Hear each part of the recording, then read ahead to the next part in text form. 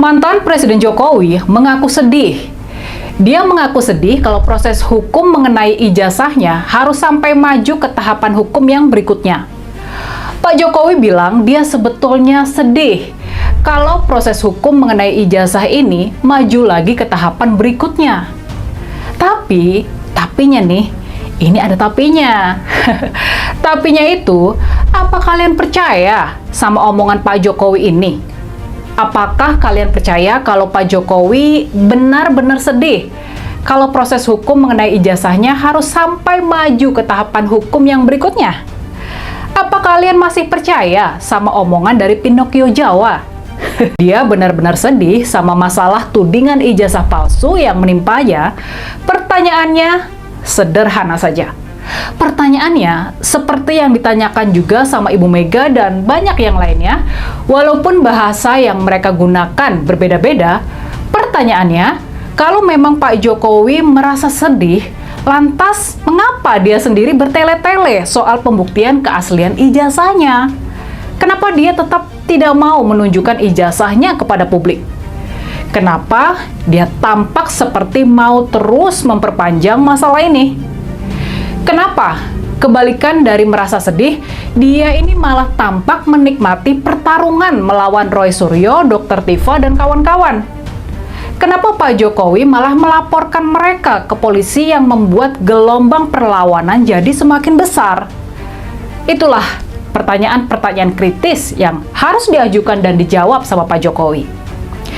Persoalan ijazah dari Pak Jokowi ini sebetulnya adalah isu lama dan sudah terus dipermasalahkan sejak Pak Jokowi masih menjabat sebagai presiden. Kalau kalian ingat, adalah Dr. Tiva yang konsisten mempermasalahkan soal keaslian ijazah ini. Tapi bagaimanapun juga, kita mengenal Dr. Tiva sebagai katakanlah hater dari Pak Jokowi sejak lama. Makanya, dapat dipahami, sentimen negatif yang terus dilemparnya kepada Pak Jokowi dalam masalah apapun, nggak cuma soal keaslian ijazah kuliah ini. Selama ini, isu ijazah ini nggak pernah bisa membesar. Para pendukung Pak Jokowi ketika itu, termasuk kanal ini, bisa memberikan argumen-argumen telak dalam mengendalikan isu ini, sehingga tidak membesar dan menarik banyak pihak. Dulu Dr. Tiva seperti sendirian berteriak-teriak di media sosialnya mempertanyakan keaslian ijazah dari Pak Jokowi ini. Tapi kemudian kita tahu apa yang terjadi pasca pelanggaran konstitusi oleh keluarga Pak Jokowi dan Gibran, calon wakil presiden. Para pendukung Pak Jokowi yang rasional, yang pintar-pintar, yang bisa membedakan antara mana yang benar dan mana yang salah, nggak cuma jadi fans atau penggemar yang buta saja, mereka langsung balik badan meninggalkan Pak Jokowi dan nggak lagi memberikan pembelaan-pembelaan. Pertahanan Pak Jokowi, terutama dari sisi narasi, langsung bobol. Pak Jokowi tampak gagap dalam menjelaskan semua tindakannya, mulai dari IKN yang sebetulnya niatnya baik, hingga masalah ijazah kuliahnya dari UGM yang sebetulnya adalah isu sepele.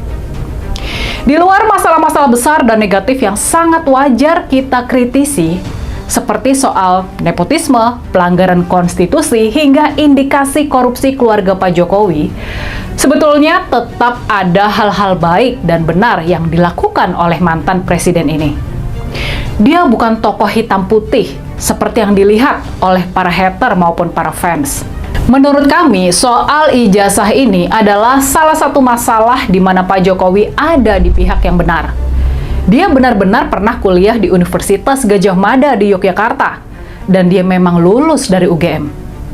Kita tahu sudah pernah diberitakan secara luas kalau Pak Jokowi ini punya teman-teman kuliah, punya dosen-dosen yang masih mengingatnya, ada foto wisudanya, dan bahkan ini juga yang jadi catatan penting.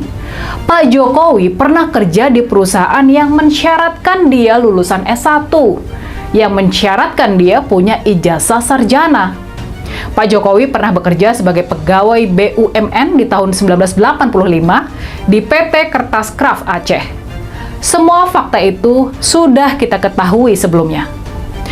Nah, masalahnya sekarang, para pendukung Pak Jokowi ini memang kurang pandai dalam mengelola isu. Masalah sepele yang harusnya bisa diredam, Ini masalah yang harusnya bisa dikecilkan karena memang persoalan kecil, ini malah dijadikan ajang pertarungan yang akhirnya malah membesar dan menjadi tidak karuan. Di tengah-tengah sisa pendukungnya yang nggak bisa mengendalikan isu, kemudian Pak Jokowi turun tangan sendiri menghadapi masalah ini. Tapi bukannya menjadikan masalah ini selesai, Pak Jokowi malah semakin membesarkan lagi masalah ini dan gelombang perlawanan terhadap dirinya. Oke, halo teman-teman, kembali lagi bersama saya di channel ini, Salam NKRI Harga Mati. Teman-teman, dalam video ini kita telah mendengarkan sebuah cuplikan video yang sangat luar biasa. Tentunya hal-hal seperti ini menjadi sebuah pemahaman bagi kita dalam menilai perjalanan politik yang terjadi di Indonesia saat ini.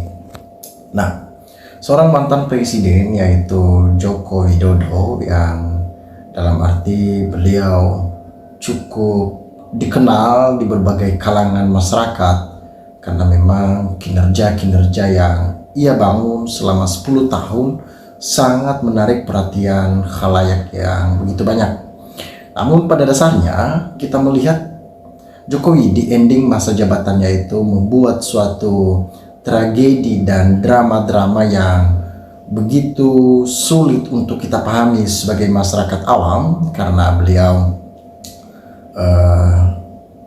melakukan tindakan-tindakan yang dalam arti ini adalah secara sepihak tanpa mempertimbangkan dampaknya seperti apa di negara kita ke depannya.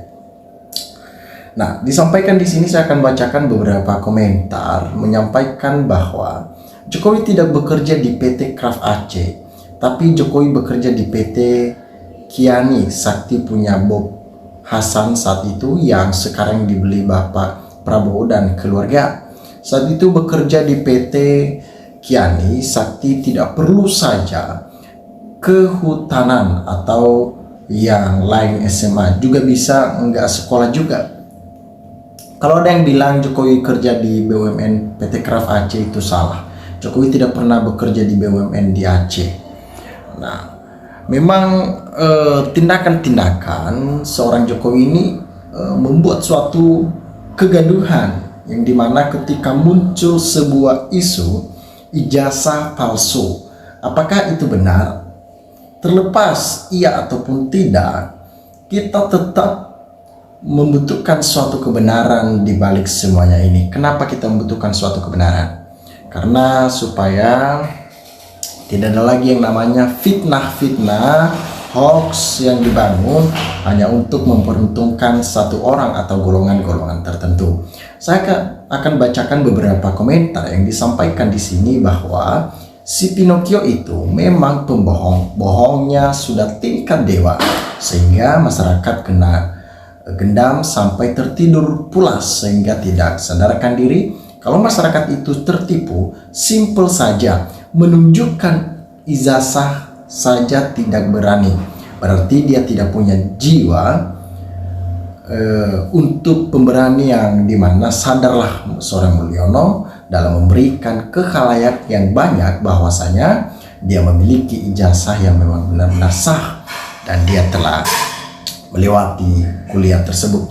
Cuman Jokowi satu-satunya orang di Indonesia yang ngaku kuliah di Universitas Gajah Mada, ngaku lulusan UGM, tapi begitu ditanya ijazahnya dia lapor polisi. Jadi ini sebuah pertimbangan bagi masyarakat yang memang awam dalam hal ini. Mereka mempertimbangkan apakah Jokowi ini benar-benar sudah kuliah ataupun tidak. Nah, makanya dibutuhkan sebuah kejelasan yang begitu mendetail supaya masyarakat dapat mengerti dan memahami situasi-situasi seperti ini. Seandainya masyarakat sudah mengerti kebenaran yang tepat dan jelas, maka mereka tidak terbawa arus gelombang politik yang hanya endingnya mengadu domba ataupun membuat hoax dan fitnah kepada seorang oknum tertentu. Ya, sedihnya Jokowi takut Gibran tidak jadi presiden imbas ijazah terkuat palsu. Ya, memang ini akan menjadi dampak besar bagi seorang Jokowi. Ketika benar hal ini terjadi, maka reputasi seorang Jokowi yang sudah ia bangun berpuluh-puluhan tahun itu akan lenyap seketika. Kenapa bisa lenyap? Karena nantinya masyarakat sudah tidak percaya lagi kepada seorang Jokowi. Dan ketika terjadi itu kepada seorang bapak, maka anaknya pun akan melakukan hal yang sama. Karena itu tidak bisa dipungkiri, gen dari seorang Jokowi akan diturunkan ke Gibran, maka kebohongan itu akan tetap sama terjadi sejadi-jadinya. Teman-teman, dimanapun Anda berada, silakan berikan tanggapan teman-teman di dalam kolom komentar ini, sehingga kita dapat bertukar pikiran antar satu dengan yang lain lewat kolom komentar ini. Terima kasih teman-teman. NKRI harga mati.